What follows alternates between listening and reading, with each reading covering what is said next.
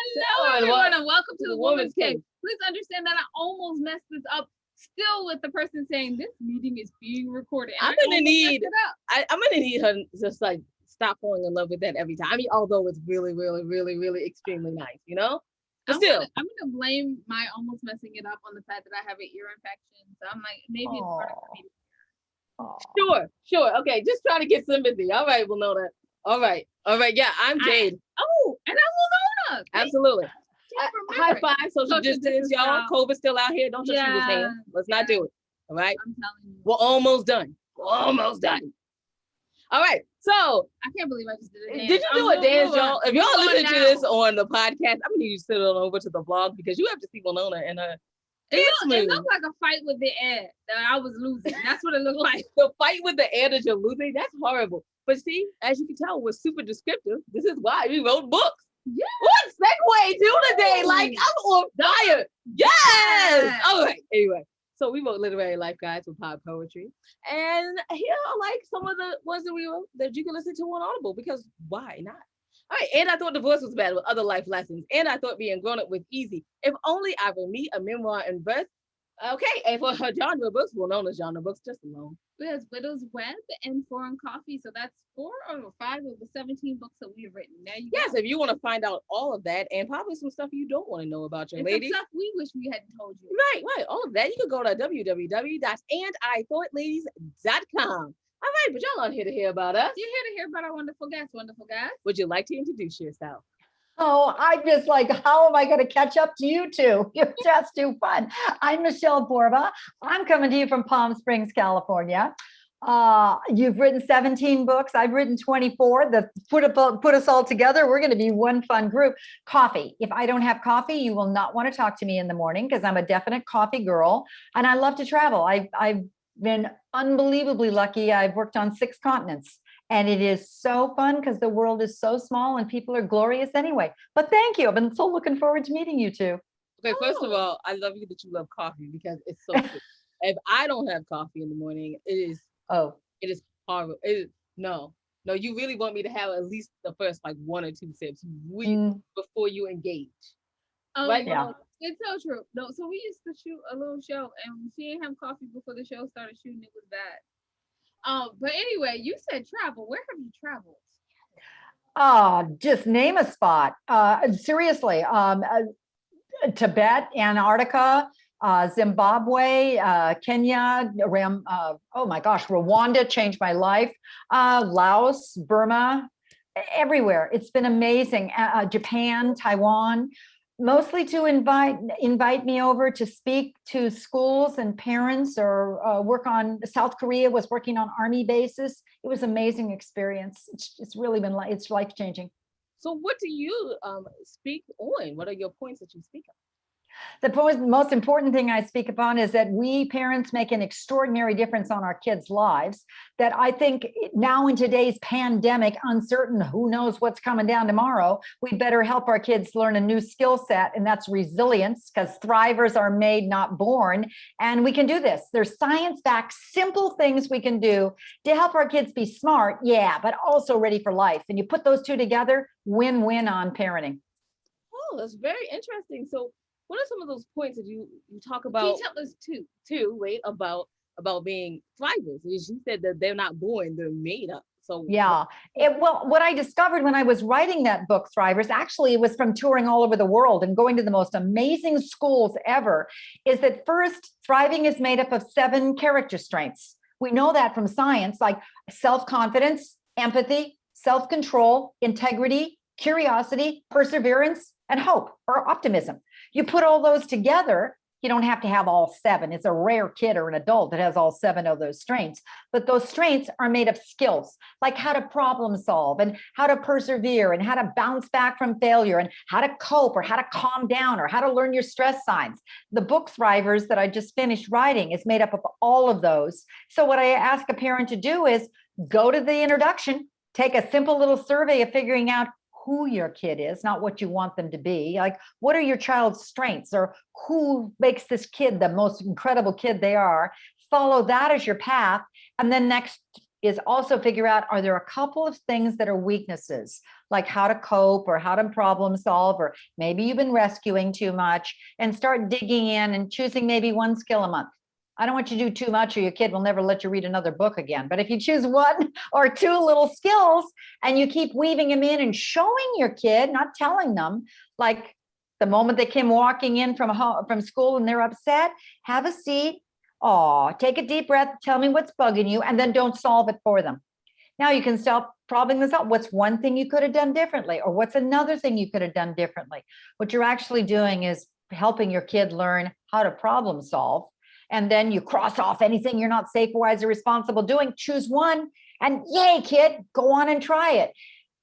Step by step, it's helping your kid learn to thrive and they do the skills that they're going to need forever, the rest of their life. Now, I have a question for people who aren't children, because as the narcissist, Yeah. I always want to know about me. So, how would you know if you're all grown up, if you are a thriver?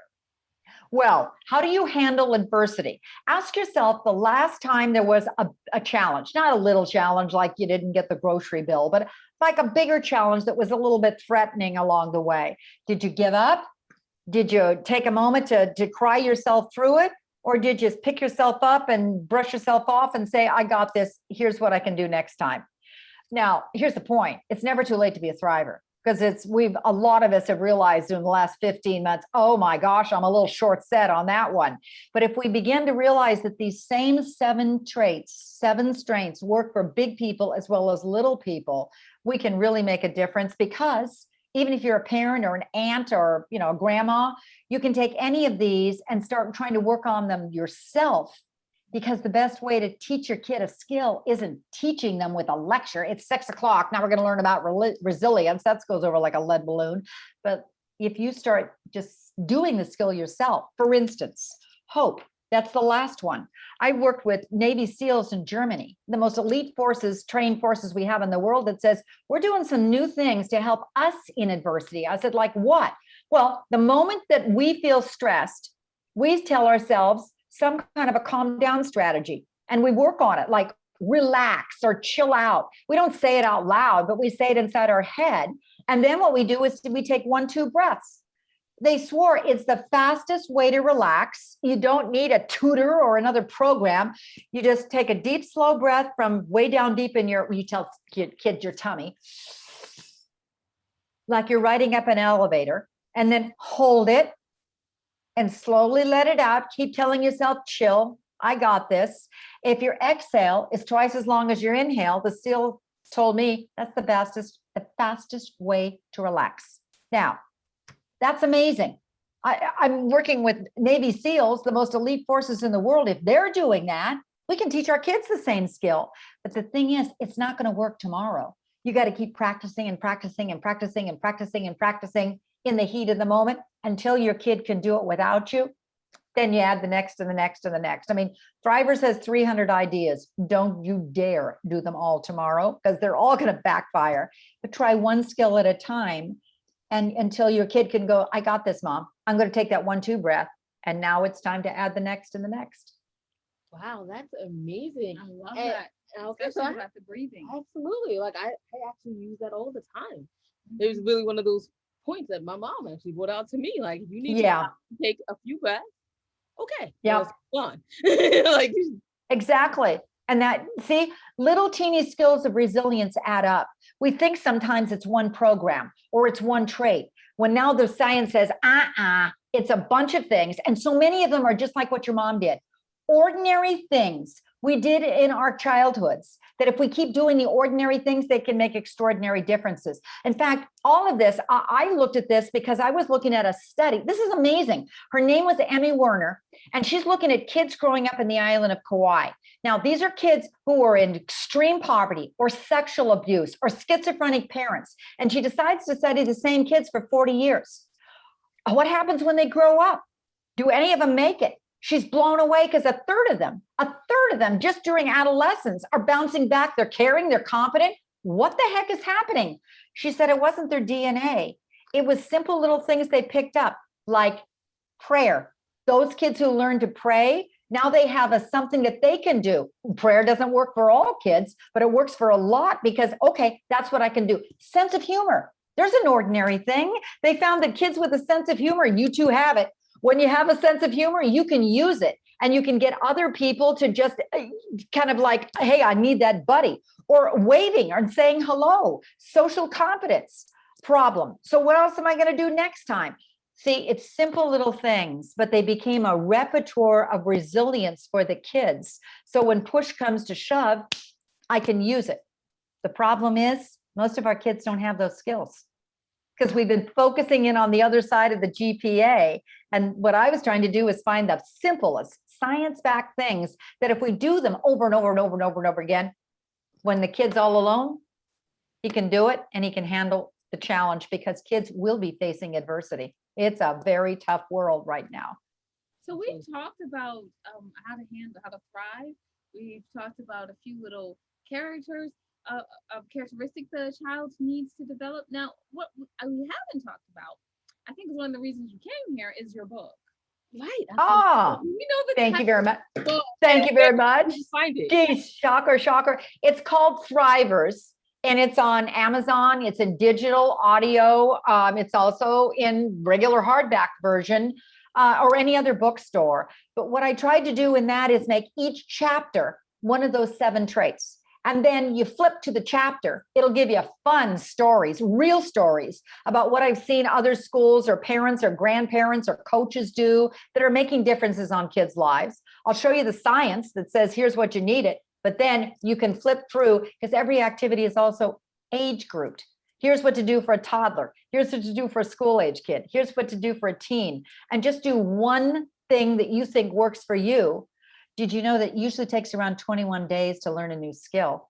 So maybe put it on your phone and go, hey, I'm working on this one every day for a couple minutes a day, or we're doing this one as a family. We'll try that 1-2 breath as a family until we got it together. That is wonderful. 98 hours.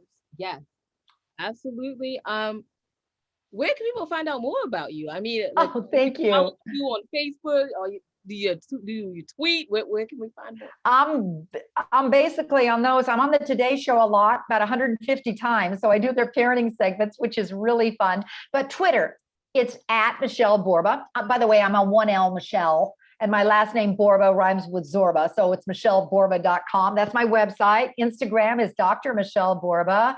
LinkedIn, I'm there. But my goal is just, let's get together as a group of moms and let's figure out how to raise up a strong generation, kids who are caring and kind, but also strong in head, mind, and will. Put all those together in their hearts. Wow, that's what we need. Fabulous. Thank you so much for dropping by today. I'm sure you'll be coming back at some time. I'd love to. I would love to. You've learned so much. Right? Haven't we learned so much? Yeah. Yay. I'm going to have to go tell my dad, like, yay, you raised a good child. Handshake. High five. It'll make your dad's night or week or month. You do it. So I guess I'll go ahead and wrap us up. You can find out everything your ladies are doing on www.andwethought.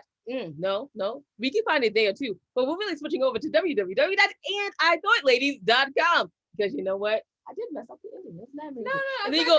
If you want the long, unabridged story of our life, it's andwethought.com. But if you want something simple, and I thought ladies just work. It just works so much better. All right. And at the bottom of that page, you'll see the charities that we probably support. Maybe you can support them also. We thank you in advance for that.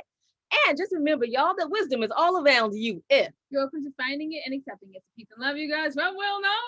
And Jade, bye-bye. Oh, yeah. Thanks for listening.